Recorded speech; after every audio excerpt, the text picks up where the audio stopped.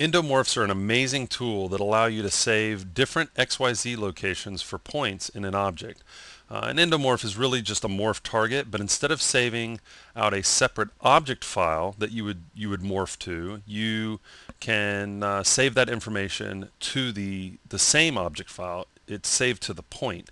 And so what we can do is we can use morph targets to help us with animation, texturing, all kind of things. But in this example, we use it for animation. I've got this character loaded, and what we'll do is we'll create a morph target, an endomorph, that we can use for animation. So we'll do something, let's do something with his mouth.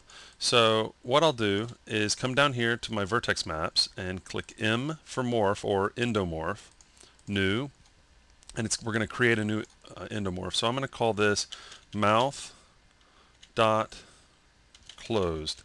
And the reason why I'm doing the mouth dot, that's going to be a subgroup. And actually, you know what? Instead of just creating one morph target, I'm going to create two so I can show you how the subgroups work. But if to create a group, you have mouth dot, well, you put the name and then a dot, and then the actual name of the morph target follows the period, follows the dot. So I'm going to create that. We've got it down here.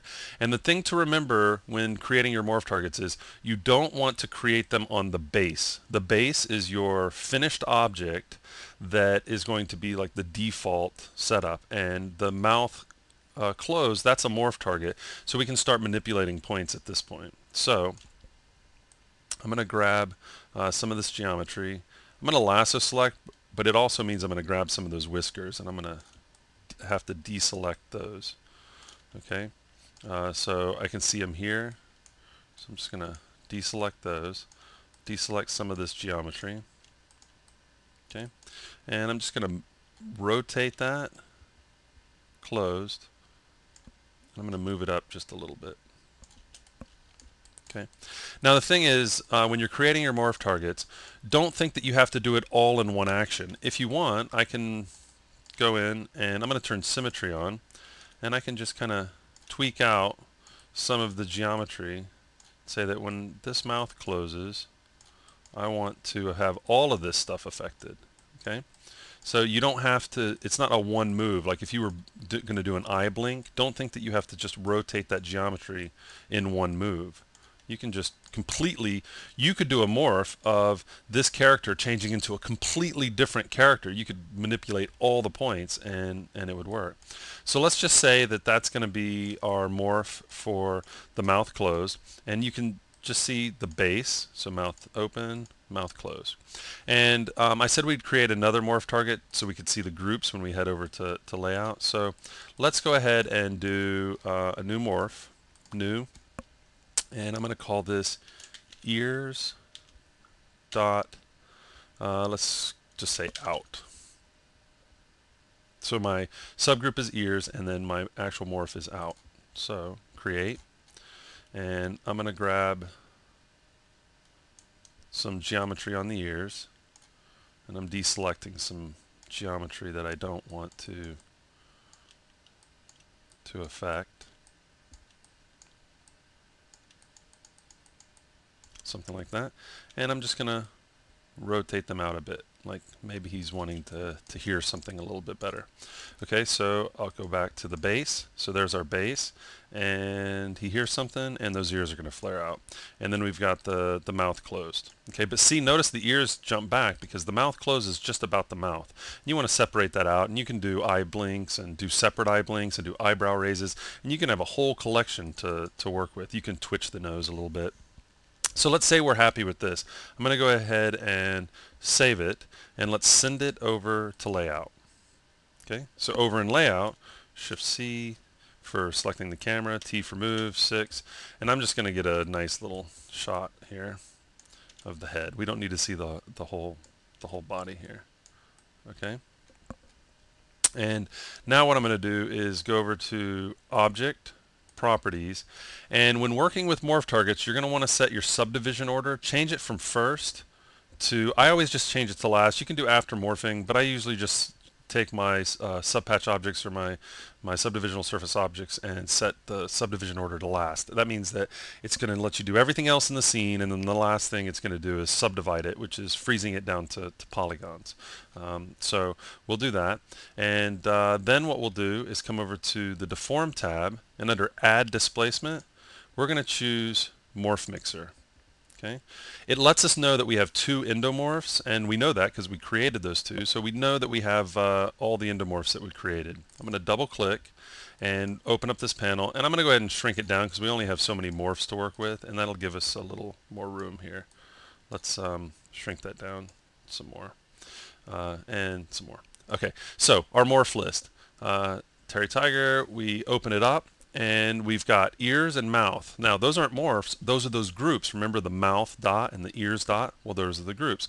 And in those groups, each of them has a morph. Well, we don't have to do subgroups. We could just have a list of groups, but it'll help you be a little more organized, especially if you have, say, 16 morph or 20 mouth morphs, and you want to know where all the mouth morphs are. Well, if they're in a subgroup, that's going to help, and same with ears and eyes and things like that. So I'm a big fan of using the subgroups. Now, you could make new groups here in Layout, but I like to know that they're already there, so no matter where I load them up, I'll be set. If you want, you can come down to the options and display all morphs as one group. And in this case, that's not a bad idea because we only have two.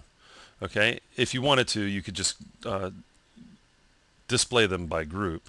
But what I'm going to do is come over to closed, and I'm going to close the mouth, and you can see down here that it's closing the mouth. Now I can use negative values, and it's going to open it up even more, and a lot of people like to use those. I try and stay away from the negative values for the most part, just because I don't have as much control. If I want to have a mouth if I want the mouth to open really wide, well, I'll make a morph that does that.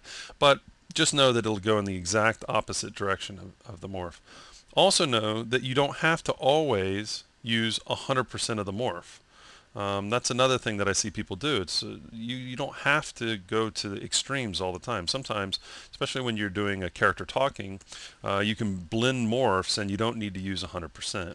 But notice that whenever I'm morphing, it's not just changing the mouth. Remember all those little tweaks we did to the mouth around here, like the upper lip? That's happening as well. Now let me slide this down. I'm going to slide it down here. Okay, and notice that we have the mouth closing, but we can also blend the ears sticking out and the mouth closing, so we can blend morphs together. Okay, now some people like to use OpenGL sliders instead of this morph mixer. See how I was moving that panel around and it was kind of getting in the way?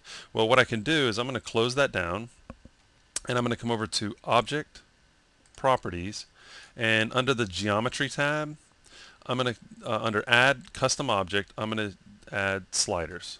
Okay, and it adds it right here. And I'm going to double click, and right now, well, we have nothing. We have no channels selected. So I'm going to go over to the Terry Tiger and go down to Mouth, double click, and I'll add that there. Now, it lets me pick a range 0 to 100. If I wanted to use those negative values, like in Morph Mixer, I'd have to type in negative 100, but I don't like using the negative values, so I'm just going to leave that to 0. I can rename the label, but mouth closed, that's what I'm used to using, so I'm set there. I can change the color. I'm going to change it to this orange, or I could type in RGB values here if I don't want one of the presets, but the preset works for me. I'm going to come over to ears, double click, and add that. And for this one, I'm going to make it bright green. Okay, and again with the range, I can change the range if I want. If I want to limit an animator from using 0 to 100, I could say no, use 0 to 50 or 10 to 50. I can change that. Also note that this isn't just sliders aren't just about endomorphs. I can do any channel, so I could control my camera with sliders. I could control my light with sliders. So let's go ahead and continue. Now I've got my sliders, but I can't actually activate them. I can't work with them if I'm in Move or Rotate or something like that. I need to come over to Modify, Sliders, and now I'm in slider mode. And I can move this around wherever I'd like. And once I have it where I want it, if I wanted to, I could collapse it so it's out of the way. But see how it's not as big and bulky as the motion mixer window? Sorry, the morph mixer window. I can just keep it out of the way. Okay, and so now what I can do is use these sliders just the same way, except now it's capped at 0 to 100 because I set that range. And for me, 0 to 100 works much better. I won't accidentally go into the negative. Okay, and I can do the same thing here. So say I've got the mouth closed and the ears are out because I've got them set at 100%. I'll come over to frame 10 and I'll take the ears out and I'll drop those back, and I'll take the mouth closed and I'll drop those back. And now when I scrub the slider, I've got a little basic little animation. So that's how we can take advantage of endomorphs and layout. Remember that we won't have access to them in the sliders if we haven't gone over to the deform tab and added the morph mixer. Okay, so once we have the morph mixer there, we can use the morph mixer panel, or we can add sliders and work right inside of the viewport and work right here. And you can have as many items in this list as you want. So you could have all your morph targets, you could color code them, you could group them however you'd like, and then you're set and ready to start animating.